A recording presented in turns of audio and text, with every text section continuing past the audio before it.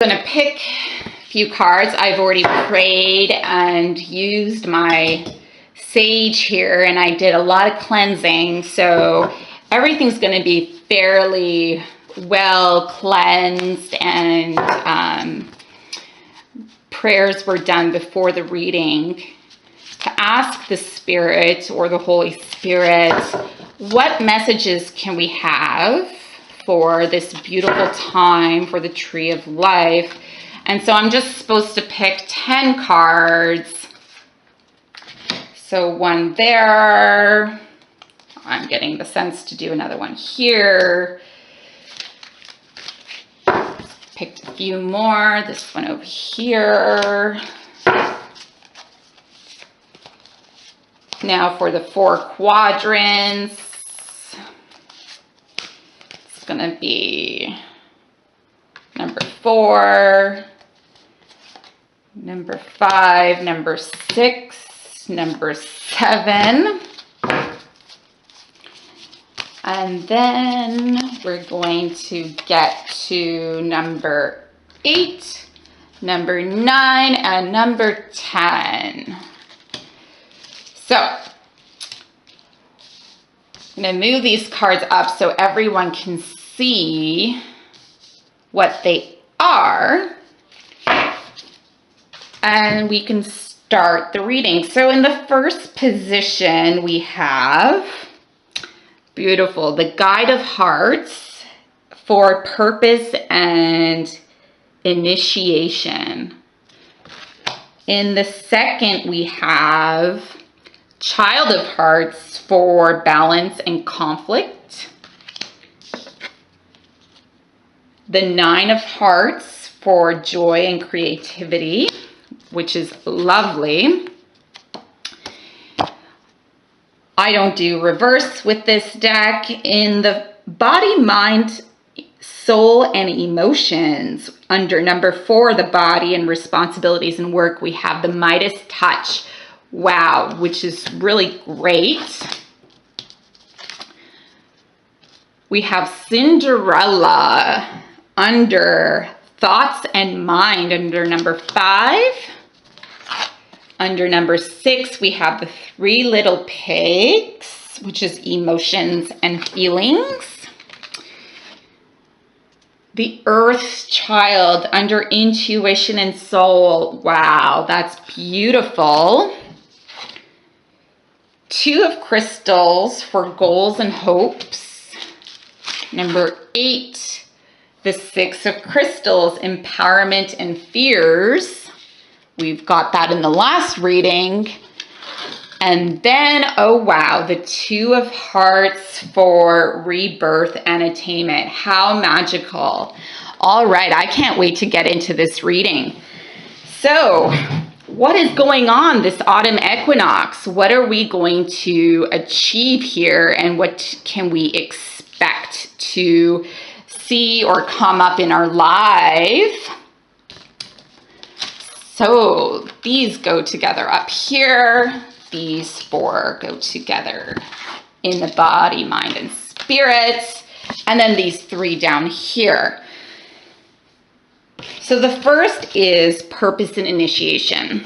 We have the Guide of Hearts, which is kind of like the fairy godmother, which is perfect because she's showing us our purpose and initiation. And what a beautiful start to the reading, because it really shows us that we are being guided and protected. The second is balance and conflict. So Child of Hearts is all about Goldilocks, and she's looking to find her home, and it's ruled by the heart. So she's looking to find balance in her domestic life. I myself, have experienced some domestic life changes, and for me to find balance as well. And so it's really interesting to see that this is the conflict that's coming up for everybody in this reading. And in the third position, which is joy and creativity, we have 9 of Hearts, which is such a beautiful card because we see a rainbow here with 9 hearts. and a beautiful waterfall and a mermaid at the bottom catching all the water that's coming down. And it's got this like Aquarian theme that it's always abundant. You know, the creativity and the joy is just overflowing. So that's such a beautiful sign for us, that we have joy and creativity that is truly overflowing, regardless of what domestic issues we might encounter, whether for us personally or for us, you know, within our domestic politics, if there's issues coming up there. It's really something beautiful that we have this overflowing joy and creativity. And for the body, mind, soul, and emotions, the body, we have the Midas touch, which is so awesome because it's like the emperor. It's like the golden magic that we can create. Like, if you look at his face, he's like in awe, like, oh my God, like, look at this gold that I'm creating. Look at the amazing touch that I have. And it's in the 4th position, which is symbolic of responsibilities and work. So we have the Midas touch in our work life and in our responsibilities. And I think this is so symbolic of the Pluto in Capricorn and the Mars in Capricorn that we just transitioned into at the end of September, because Capricorn is all about work. And, you know, this is telling us that we literally have the Midas touch in our work life, which is such a beautiful thing. In terms of our thoughts and our mind, in position number 5, we have Cinderella. You know, maybe we've been working too hard. Maybe we think we have to work really hard.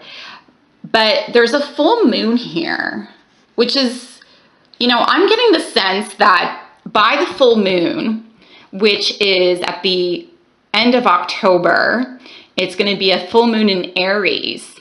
We're going to see something take flight. Aries is all about action. It's taking flight. And, you know, Cinderella like overcame a lot of hardship. And so it's our mind and it's our thoughts that need to change, and they're going to take flight at the full moon. What a beautiful symbol is that for us as well. And so then we have the 3 little pigs in the feelings and emotions. And what is the 3 little pigs? You know, it's about fear. They're scared of the big bad wolf that's coming down into their, you know, cozy little home. And that's our emotions. That's our fears that we need to overcome right there. It's something that we all kind of have a challenge with. We all have some sort of fear, and that's the wolf there that's coming down into the home, and they're looking up going, oh, what are we going to do, right? But ultimately, you know, that's a challenge we can overcome because it's just how we feel, and we can overcome that fear. And so our intuition and our soul in the 7th position is the Earth Child, which is so enlightening, you know, speaking with your heart, following the moon, knowing that the new moon is watching over us, over the whole planet. You know, the moon is there for a reason. It gives us our intuition. And it's no coincidence that I have this card, the Earth Child, in the 7th position of the intuition and the soul, because that's exactly what it's saying. Our soul is in touch with the moon and it watches over our earth. It's spiritually enlightening. When we tune into our soul, our inner child, which is the sacral chakra, that's where we can get this beautiful enlightening experience and following our intuition with more certainty.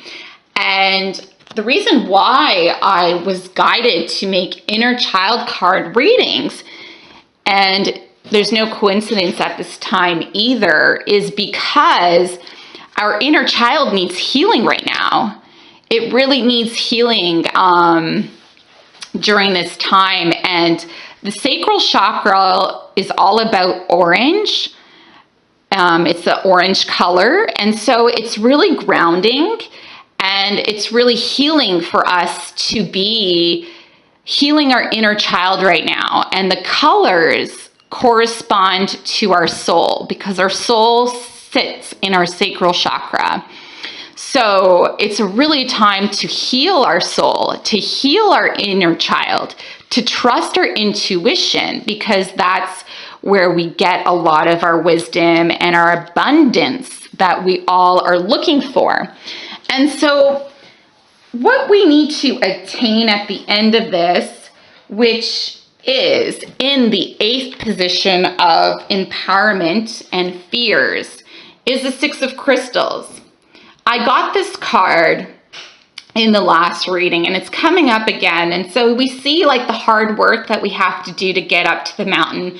And the 6 of crystals represents the winter time, and that we're going to achieve this through hard work, through working, whatever we need to accomplish. And we'll achieve this empowerment and overcome our fears. We're going to overcome these emotions and our fears. And we're going to get to this empowerment. It might take a little time, but I think that's what the reading is telling me. And then in the position of 9, which is goals and hopes, is the 2 of crystals. And so beautiful, because it's balancing, the yin and the yang, the masculine, the feminine, the dark and the light, or the dark and light, whatever. And it's really just about looking at things from 2 sides is our goal and our hope. And it's going to give us hope when we start to balance this seesaw. And, the 2 of crystals is also representative of practical side of life. Crystals is about working. And so there needs to be some balance in our work life and our personal life. How do we balance our work and personal life? Might come up for a lot of people, but these are also our goals and our hopes. This is what we hope for, to have balance in work and personal life. And so in the final position is rebirth and attainment, number 10. And wow, look at that.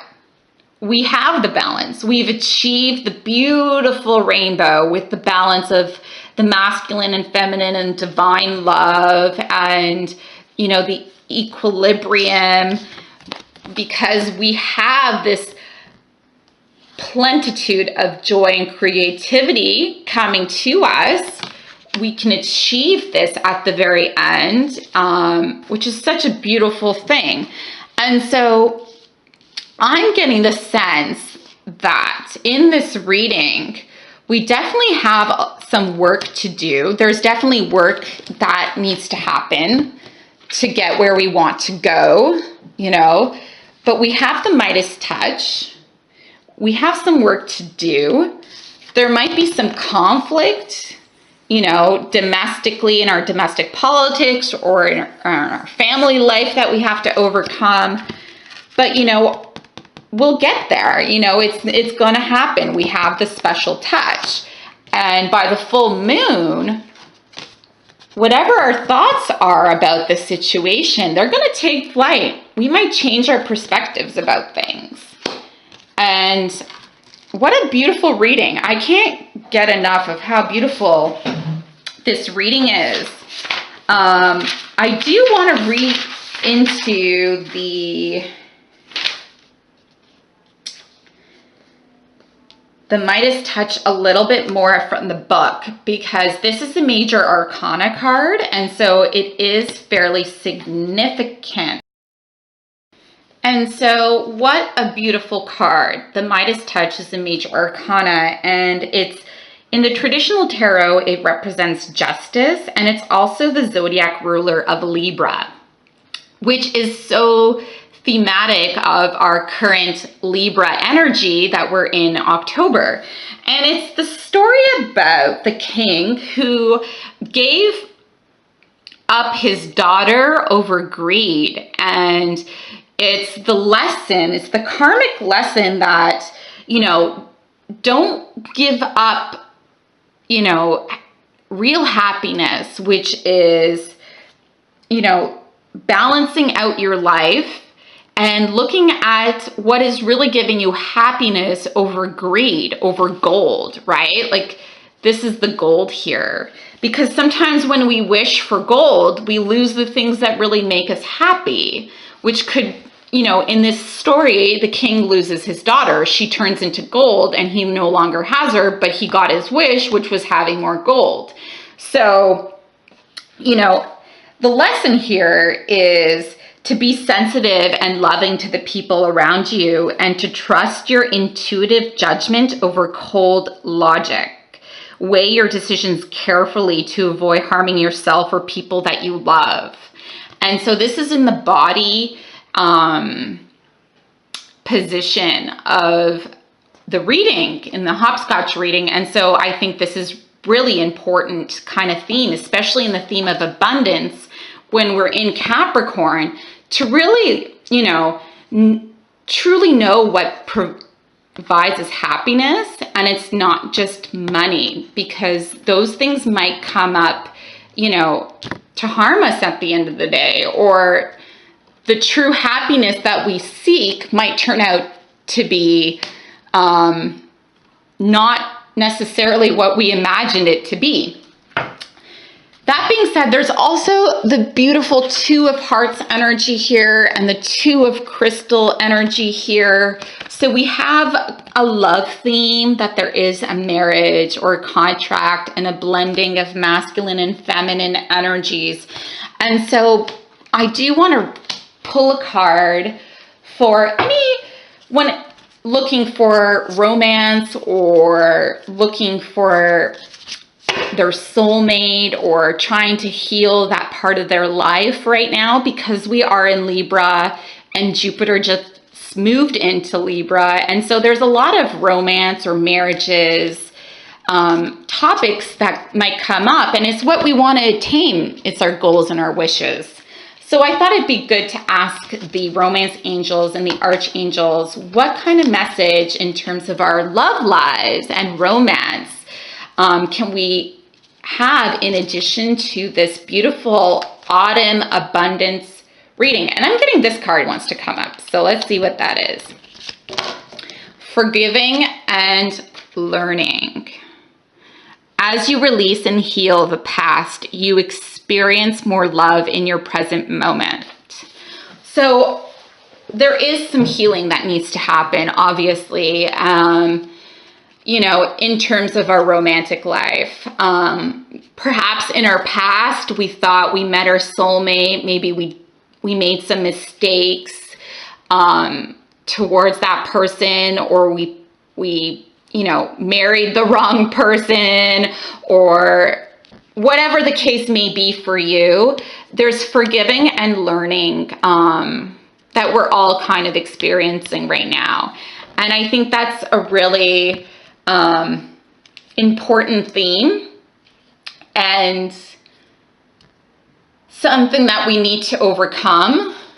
And in terms of the emotions, the Three Little Pigs is about overcoming those fears. So perhaps we need to forgive and learn that, you know, maybe we had some fears that came up for us in a relationship or from a relationship, and we need to forgive and learn from that. So that's, you know, in itself, it's a really healing experience. And I'll pick one more card just to get some more information about how to heal and forgive. Any more guidance from the Holy Spirit can we see? Unrequited love. There's not enough attraction or chemistry to keep this relationship going.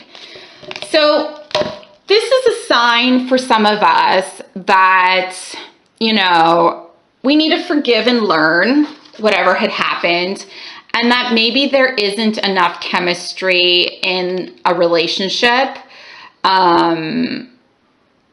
that we had in the past. Whatever it may be, whatever it may have been for us, we need to release that, let it go, and really know that it's time for it to heal, and so that we can achieve all this abundance that we're truly looking for. And I'm going to get one more card because it's fairly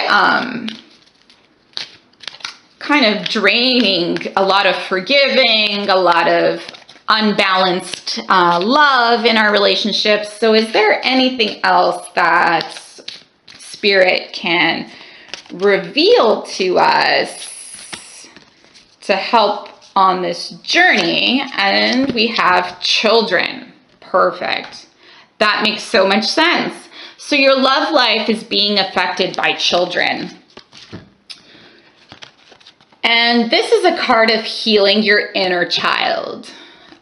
Truly being playful, being lighthearted, forgiving like children forgive. This is really important to find balance and being playful again in our lives. And so I think it's very thematic of the inner child cards and the healing that needs to happen. So for some of us in our romantic life, this is kind of like the theme this month that might come up for you. And I wish everyone a beautiful autumn season ahead. I will be doing a reading for the end of October for the All Hallows Eve, and another one for November. So thank you again for tuning into Starlight Wellness. Please like and share my page. And if you have any questions, feel free to ask me. I hope this reading was helpful for you and provided you some guidance overall. And I wish you a lot of love, blessings, and abundance. Take care. Much love.